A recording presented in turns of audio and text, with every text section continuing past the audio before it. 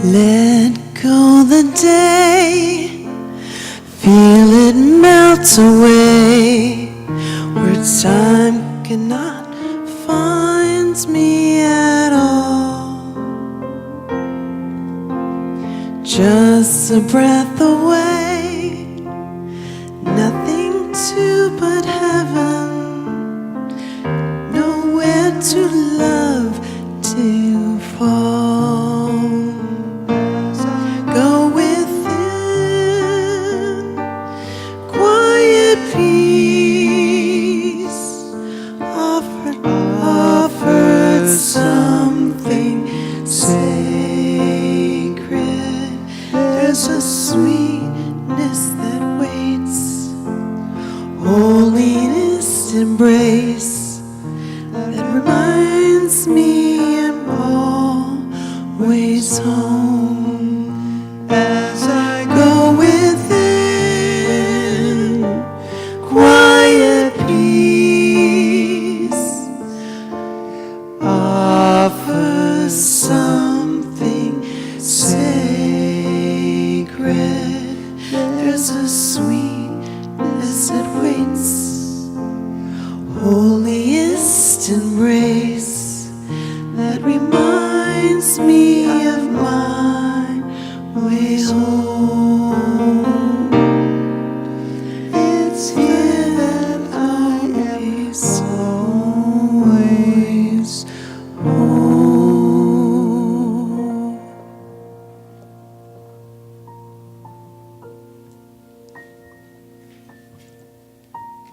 And so taking the sweet energy of that song, the life and the light in that music, find your wondrous place of joy and bliss. And know that this evening has unfolded from a beautiful day, that these days we experience are magnificent, for they are the life of God. And when God is, as always, present, we are here, souls brought together this evening to commune, whether here face-to-face or live stream, whether in grace, in love, in heart, in all manner of feelings and ideas, we are here as one. We are here because the presence and the power of God enter into this day and into us, and we come here and be together in this sacred space, this sacred going within time, always looking forward and upward and outward into more, into good, into life as joy, life as love, life as peace. And so what a blessing it is that we bring it to each other here. Each time, each one of us offers our unique spirit, our unique energy to the whole. And it is wonderful. It is joyous. It is clear, and it is God. And so it is.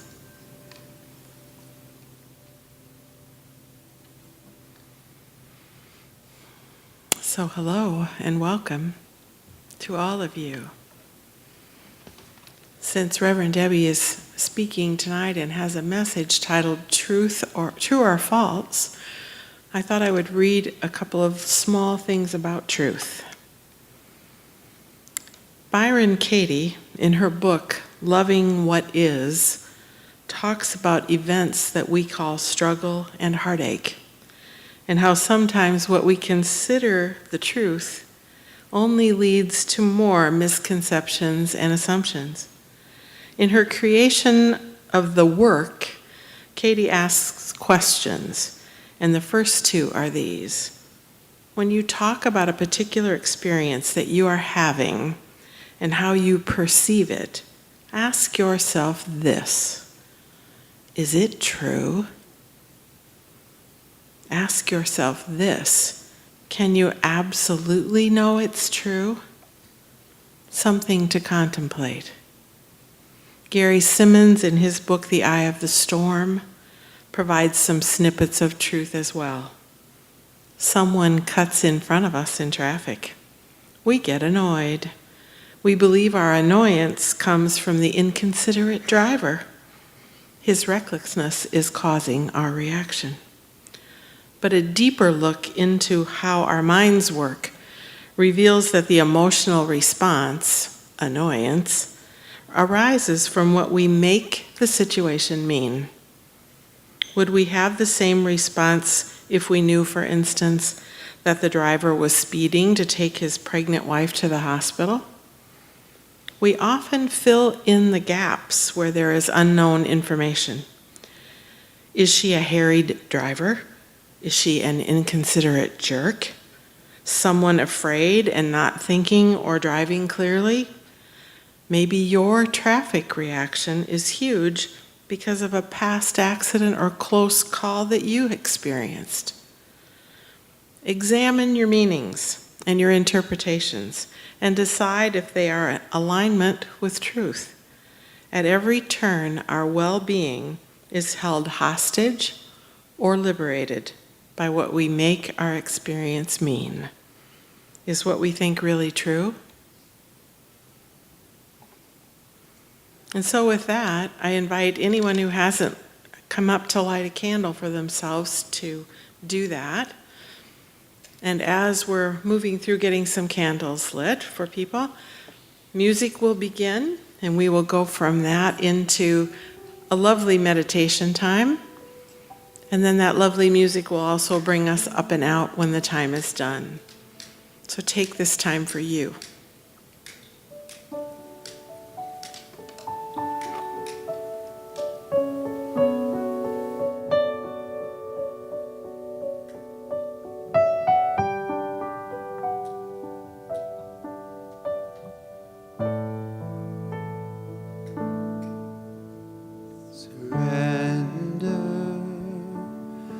I surrender and let the silence hold me. Surrender, I surrender and open to the love. Surrender, I surrender and let the silence hold me. Surrender, I surrender and open to the love and open to the love.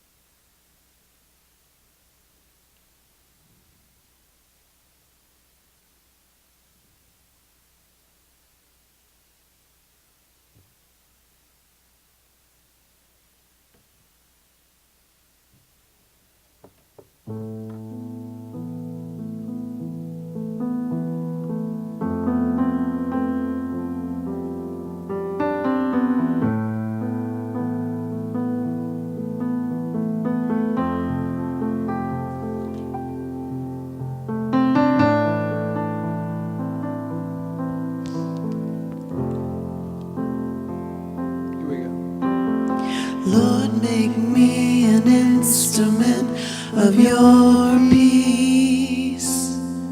Where there is hatred, let me sow love. Where there is injury, pardon. Where there is doubt, faith. Where there is despair, hope. Where is darkness, light. Where there is sadness, joy.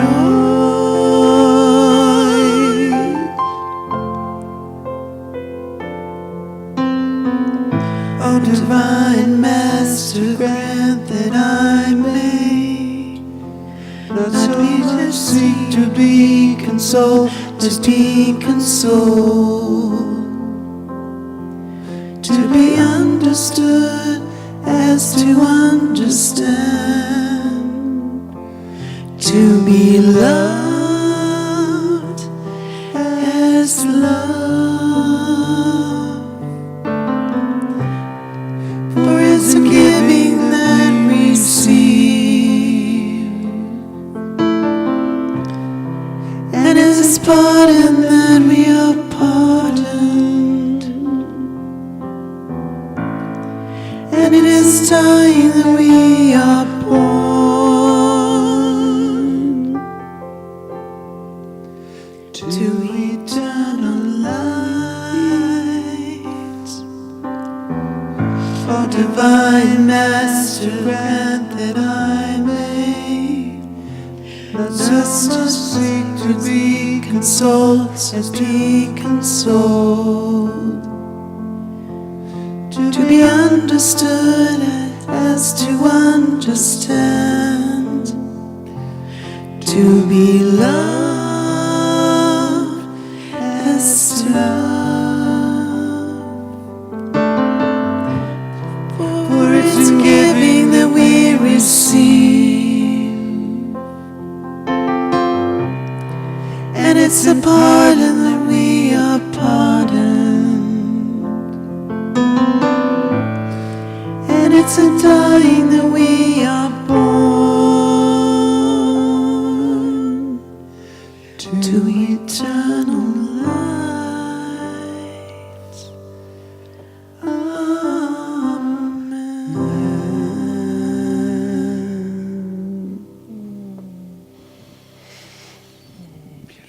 Beautiful. Thank you.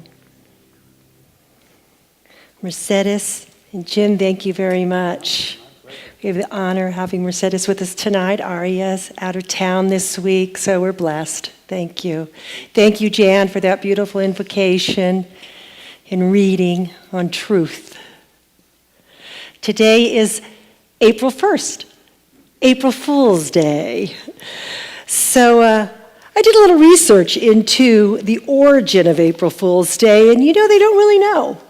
They don't really know. There's some few theories about how April Fool's Day started, and the one that seems the most repeated anyway, whether it's true or not, is that it was the beginning of the Gregorian calendar. 1582, Pope Gregory XIII initiated the new calendar, the Gregorian calendar, which is the calendar that we use today, and he changed New Year's Day to January 1st. New Year's Day previously had been experienced on April 1st, right after the vernal equinox, right after the beginning of spring. So there were some people that didn't go along with the new calendar. They did not accept that January 1st was the new Year's Day, and they still celebrated on April 1st. Therefore, it became April Fool's Day. Only the fools continue to practice New Year's Day on April 1st. And that was debunked by other articles that said there was references back to April Fool's Day as early as the 1300s. So we don't really know exactly where it began. But what today also is Holy Wednesday. It's Holy Week this week in the Christian calendar. The week leading up to Easter is Holy Week. And Holy Wednesday is also called Spy Wednesday. You know, I was raised in the Christian tradition, and I never knew that. I never knew it was called Spy Wednesday. But it's called that because of Judas Iscariot. It was the day, reportedly, that he began to plot against Jesus. So therefore, it became Spy Wednesday. And so I'm going to talk a little bit about Judas, and I'm going to talk a little about Judas from the perspective of science of mind. In science of mind, we use the Bible, but we use the Bible metaphorically. We use the Bible metaphysically. We have a metaphysical Bible dictionary that Charles Fillmore, the founder of Unity, along with his wife Myrtle, Charles wrote the Metaphysical Bible Dictionary, and you can go to it and you can look up just about any word that's in the Bible and see what the metaphysical meaning of it is. A lot of it's online today, too. You can just Google metaphysical meanings of different words in the Bibles, and it's right there on the internet. But Judas, symbolically, in our metaphysical dictionary, symbolizes the ego self. It symbolizes that ego self that is a thief, that robs us of our true nature, that robs us of that Christ nature, because it is that ego self that is obsessed with self. It's that ego self that's obsessed with the things of the world, that's obsessed with the bodily pleasures, that it's obsessed with all those things that make us feel good. And by thus focusing on all those worldly material things, we miss the whole Christ nature. We miss all that is. The other definition that the Bible dictionary has for ego is the spiritual ego. And that's what I want to talk about tonight. The spiritual ego is the true self. It's that part of ourself that identifies with the divine, that knows that we are God made manifest. And that is the part that is true, that is the truth. But the task comes to us, how do we know how to separate the true from the false? How do we know how to separate the illusion from the reality? What is real? What is false? Like Jan read in her readings this evening. Those things that we are sure are true oftentimes turn out to not to be true at all, especially if we're looking at them through the lens of our spiritual nature. They become very different. One of the very first things that I believe that we need to do as we're starting to look at this difference between true and false is that we need to become aware. We need to become aware of what's all going on around us. We need to be conscious of what's going on around us. There's a lovely story that I found of a Buddhist master and a disciple. There was a gentleman that just loved this master, and he wanted to study with this master, and he felt that he loved him. He was full of grace, and he was full of just that energy that he was attracted to. So he came and he talked to the master to see if he could be one of his disciples, and he said, "But I have to tell you, I am a thief. I love being a thief. I'm not going to stop being a thief. I've tried. It's the thing that I do. I'm very good at it. And so if that's a requirement to be one of your students, I need to just let you know that I can't do that." And the master said, "Well, that doesn't concern me. Why would you be so concerned about whether you're a thief or not?" And he said, "Well, every other spiritual master that I've gone to, every other religious teacher told me that the very first thing I must do is I must stop thieving." And he said, "Nonsense." The master said, "Nonsense. What you need to do, though, you go on thieving, go on stealing, go on doing whatever it is that you want to do, but you must become aware."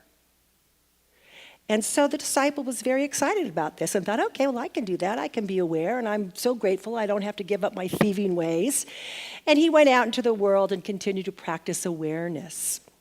Well, he didn't realize he was being tricked. He came back about 3 weeks later to the master, and he said, "I can no longer thief if I'm aware. They don't go together." And the master said, "Well, that's okay. You don't need to choose thieving. You just need to choose to be aware. If you choose to be aware, you're good." And the student said, "But I can't. Just yesterday, I was given entry into the king's chambers, and in there I saw great jewels and great wealth. I could have been the richest man in the world, but you followed me in there, and I knew I needed to be aware. And as I was aware and I looked at these diamonds, what I saw was just stones. I saw just stones. just rocks. And then I let go of my awareness and I could see the jewels again. But I had experienced awareness and it was so beautiful I didn't want to let it go. So I'm stuck in this world where I can no longer steal if I'm aware. And I've decided to just let it go, to just let it go. So it's our perceptions that change. It's our perceptions that change our reality, not that the reality changes. But how are we looking at it? How are we seeing it? There's a Buddhist term called Maya. The Maya is often referred to as the illusionary nature of the world, and it's oftentimes misinterpreted in the Buddhist teaching as meaning that the whole world is an illusion, that we live in this world of illusion. And that's not really what it's saying. What it's saying is that based on our perception, there is an illusion. Whenever the illusion is that there's a separation between us and the divine, in the Buddhist tradition it's called Brahma, the tree of life. Whenever there's a separation between us and life, that is the illusion. So as long as we're in that place of conscious connection with the divine, we are in that place of reality. There's a simile that's taught, that's used in the Buddhist teaching that's very simple. There was a gentleman that jumped because he thought he saw a snake. And on further investigation, he looked again and it was a piece of rope. It can be that simple, the shift in our consciousness, the shift in our awareness. One day somebody asked of the Buddha, speak to us of ignorance. Speak to us of ignorance. You talk of it often, but explain it to us. Tell us what it is. And so the Buddha told the story of a gentleman who clung to the branch of a tree all night long, terrified, afraid to let go. It was pitch black and he knew not what was about him. And in the morning when the sun rose, he saw he was but a foot off the ground. The minute the light appeared, all of his fear left him. All of his anxiety left him. His awareness shifted. That illusion, he was able to see reality. In Corinthians it says, so we look not to the things that are seen, but to the things that are unseen. For the things that are seen are transient, but the things that are unseen are eternal. So what are we seeing with? What are we seeing? Are we seeing God in all that we do, in all that we are, in every place that we go? The central teaching of the Course in Miracles is also the same. It says that the ego, the physical body, and the world of form are all illusions. Only God is the truth. Only God is the truth. So is it not correct to say that the world is an illusion only based on our perception? The world is an illusion when we are looking at anything separate or apart from the divine. Our only real issue in life is that we forget. We are one with God. That there's absolutely no separation. That separation is absolutely impossible. That we are a manifestation of the divine. We are God made manifest. We cannot be separate from the divine. And when we're looking at the world through that consciousness, we see the driver very differently. That person is no longer a jerk or whatever the words that you use, Jan. But they're one of God's expressions as well, hurrying to wherever they're going, to whatever they need to do, whatever they need to be. When we know the whole story, our whole perception shifts. Over and over again, we hear stories, and we make judgments, and we make assumptions, and then we're given more information, and everything shifts. Everything shifts for us. We see it as it truly is. And that doesn't mean, and that's one of the things that we do in religious science, I think. We go around telling people it's just an illusion, it's an illusion, don't worry about it. A lot of times a practitioner might pray for you and they'll say, it's simply an illusion, it dissolves back into the nothingness from which it came, and they're praying for you about whatever it is, a disease or an abundance issue or anything related to that. And what they're not denying that you're having that experience, because the experiences we are having are an effect. They're an effect that's made manifest in the world. But what they're saying is that that is not the truth of the divine. That is not the truth of God. That thing that you're experiencing is an illusion. It is an illusion. Ernest Holmes talks about it in the Science of Mind text. I think he puts it wonderfully, so I'm going to read it to you as opposed to me just trying to say it all over again. He says, suffering is man-made through ignorance.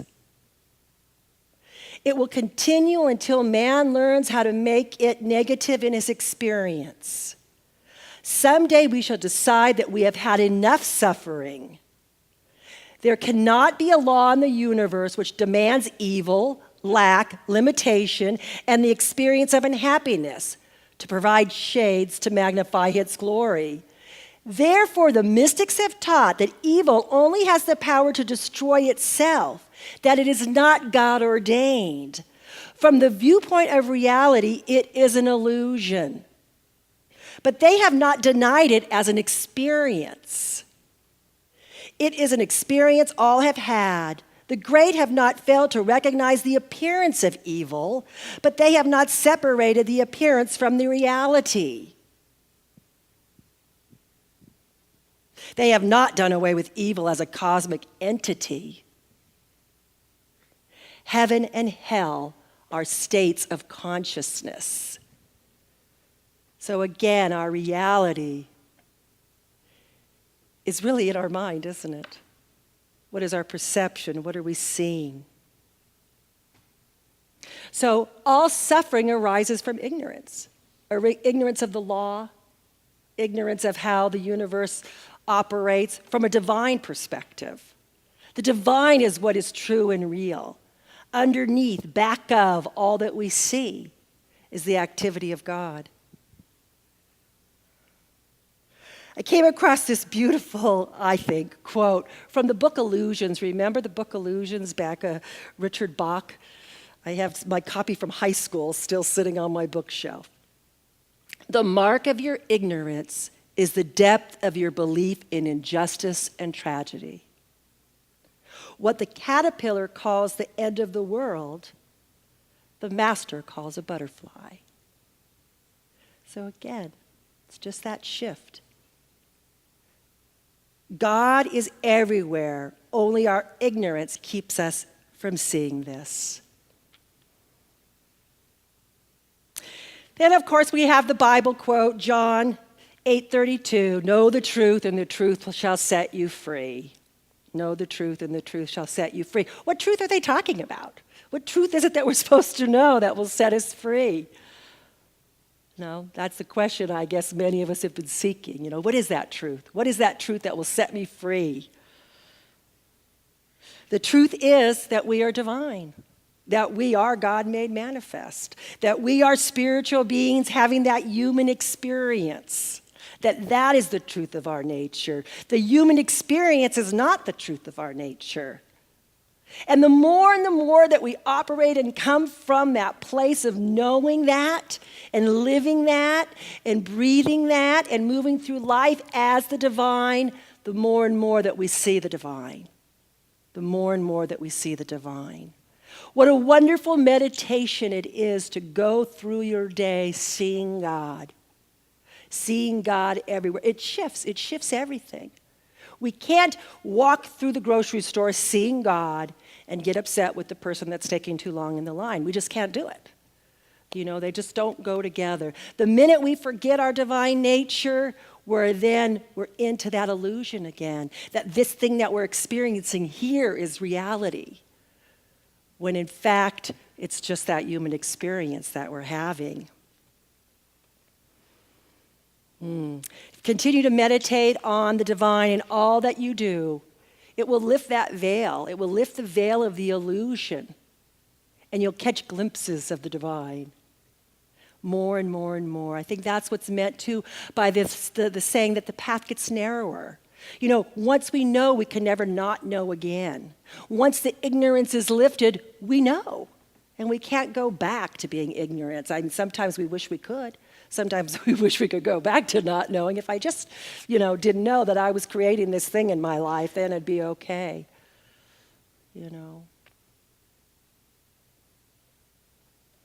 Mark Nepo, he's a wonderful writer, poet, spiritual teacher. We have a few of his books in the bookstore. The Prac 2 class uses one of his books now on a regular basis.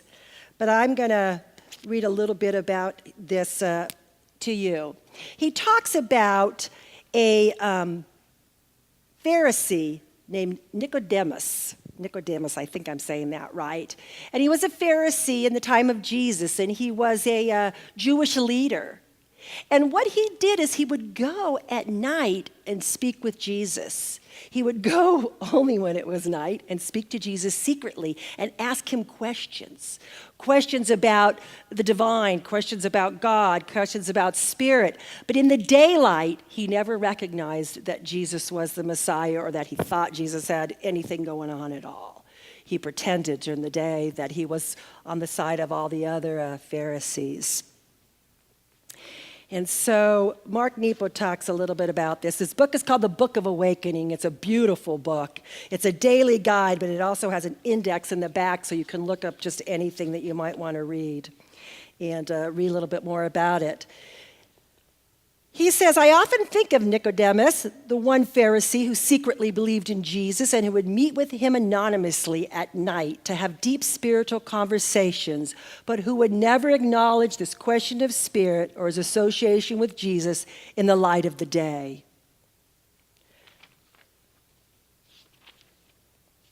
The story shows us the quiet pain that comes from not honoring what we know to be true, even if all we know to be true are the questions we are asking. It is even more useful to realize that we each carry a Jesus and a Nicodemus within us. That is, we each have a divine inner voice that opens to the truth and a mediating social voice that is reluctant to show its truth to others.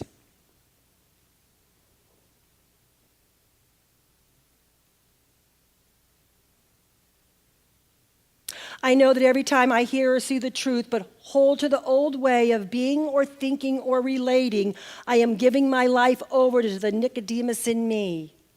And in doing so, I embark on a divided life in which I listen to the divine inner voice secretly at night, but deny it day after day. But this moment of inner embarrassment when we catch ourselves in the act of split living is also the recurring chance for us to honor once again what we know to be true. So living that divided life, how many of you have done that, where you know that you know, but you pretend that you don't know? I know I've done that. I know that if I acknowledge that I know, then I have to change something. So sometimes it's more comfortable just to stay in the gook than it is to actually make the change, to honor the fact that you know. And that whatever it is, that those associates are no longer serving you, that it's time to move on to somewhere different, that relationship is no longer serving you, that it's time to move on to a different relationship, that your relationship with your children or your parents needs shifting or changing, but you're just too reluctant to do anything about it, even though that inner voice is telling you it's time to change. It's time to change. It's time to honor that truth. I'm going to invite you to do a little exercise with me if you're willing. You just go ahead and get comfortable. Close your eyes if that works for you. And just recall, as you go into your mind's eye, recall the last time you felt a moment of inner embarrassment, a moment of that split happening. The last time you realized what you were doing was no longer authentic, but you kept on doing it anyway. Can you remember a time like that? If you can, meditate on what made you keep doing what you knew to be untrue. Were you afraid? What would happen if you honored the truth?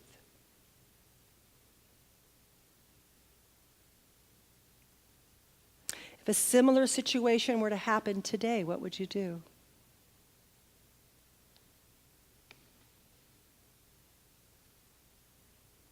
Just recognize it. You don't need to do anything about it. Just recognize it.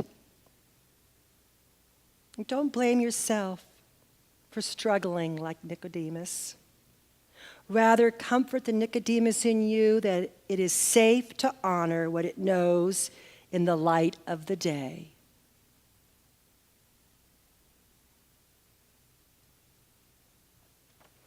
So if you've had an awareness, just keep that with you as you bring yourself back to this place, to this time.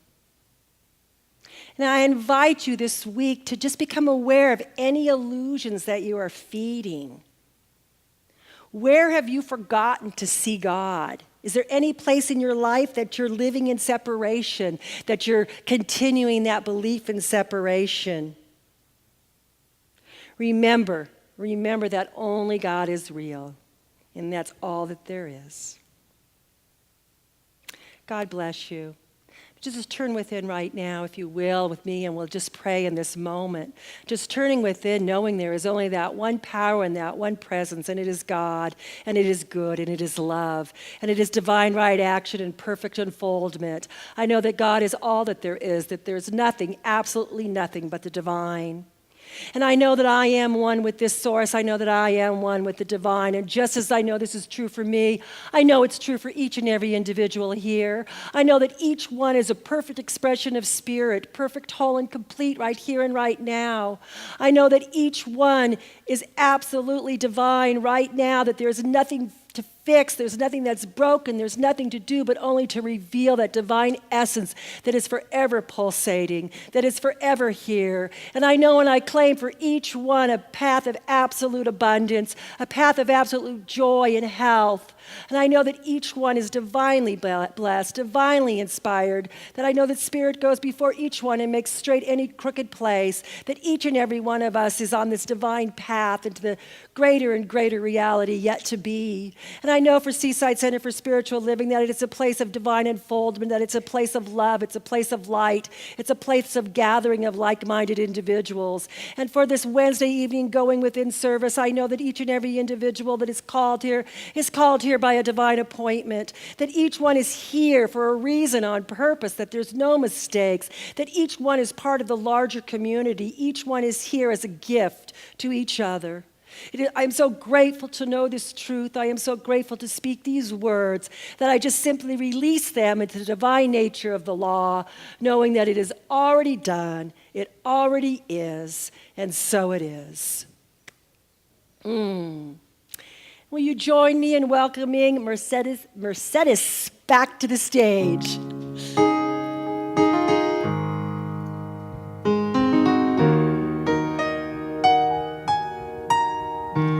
Thank you, Seaside, for having me. Thank you very much.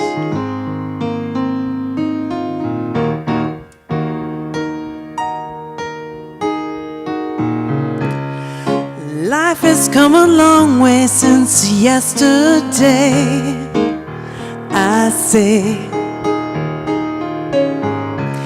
And it's not the same old thing over again, I say. Just do what you feel and don't fool yourself, I say, 'cause I'm gonna make you happy. Yes, you are happy.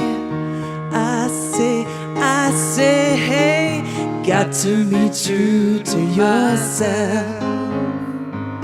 Got to be true to myself. Got to be true to myself. Got to be true to myself. Day in, day out, I've asked many questions, I say, only to find the truth that never changes, I say. If you don't deal with it, it keeps killing you little by little, I say. Call me selfish if you will, my life alone I can live, I say. I got to be true to myself. Got to be true to myself. Got to be true to myself. You got to be true to yourself. I don't care if it hurts. I'm tired of lies and all these games. I've reached a point in my life. No longer can I be this way. Don't come crying to me. I too have shed my shares of tears. I'm moving on, I'm grooving on. Well, I am finally free. Sing it with me. Got to be true to myself. This is Ziggy Marley's song. Got to be true to myself. Yeah. Got to be true to myself.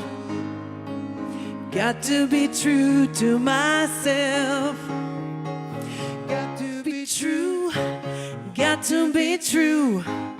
Got to be true to ourselves. Oh, Thank you. thank you. Thank you, Rossetti. That's fun. Be true to ourselves. How authentic can we be? Well, it's the time of our service for our offering. I invite our ushers up. We have Dennis, who's always here. Thank you. You all did very well without your sticks to light your candles, by the way. I heard the clicking. We have a new gentleman who's setting up for us, so oops, next time we'll get it right. Thank you, Karen, for being here. Thank you.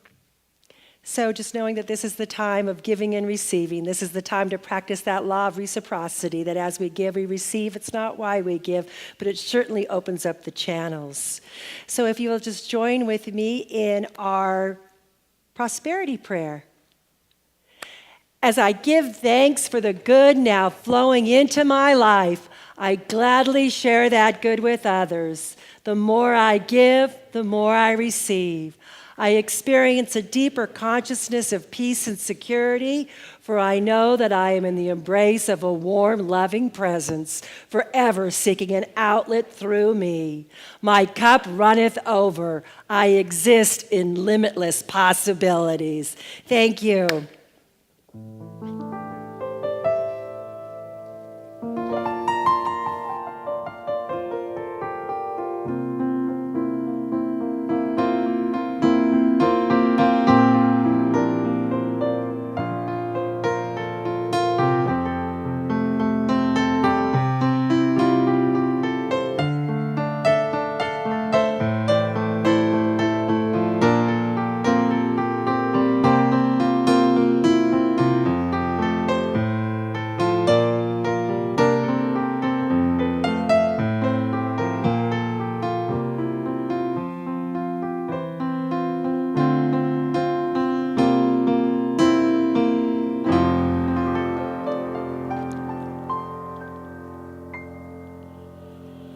So I just have a few announcements this evening, just a few things you probably saw in your program. The spring education catalog is out, so it is time for spring classes. Dr. Christian's class starts Tuesday evening, The Untethered Soul. I invite you to become part of that. It's only a 5-week course. The cost is only $100 based on the best-selling book, The Untethered Soul. It's a wonderful book. First time we've taught it here at Seaside, so it's a great opportunity.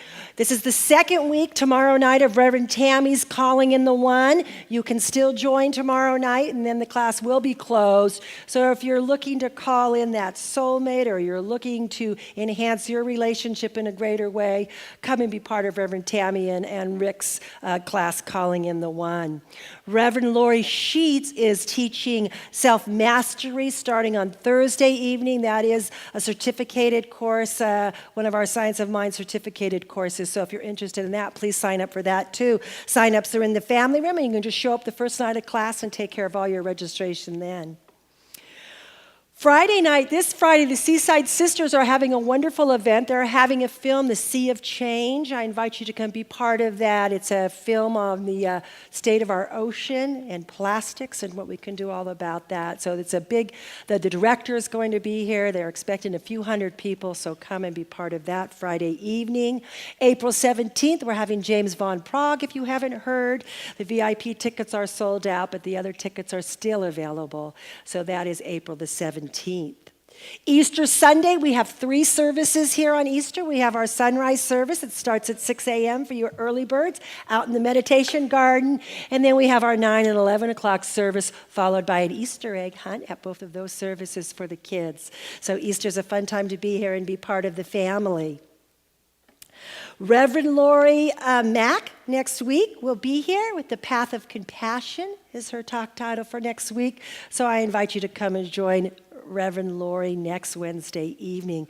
We really want to just thank you so much for supporting our Wednesday night Going Within service. We have started our 4th month. We've already been here 3 months, which is hard to believe. Yeah, so it's been a really wonderful experience. I'm very grateful for the opportunity to be here with you on Wednesday nights, and I know that Reverend Lori is as well. So I want to just invite you at this time to stand and join me in our closing song. Little Nicolette and I have been working on hand gestures, but we need more practice. And you need to come and stand by me. I can't do it all alone. Here we go. I'll stand by you.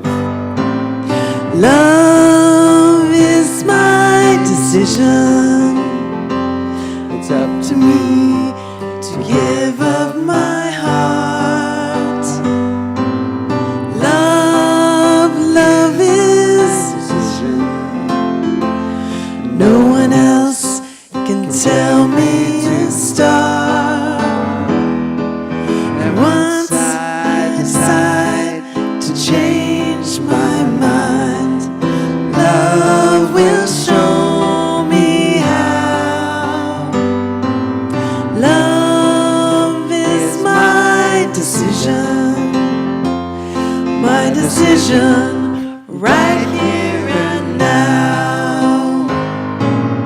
Love is my decision. It's up to me to dance down the road. Love is my decision. No one else can lighten my load. And once I decide to change my mind, God will show me how. Love is my decision right here and now.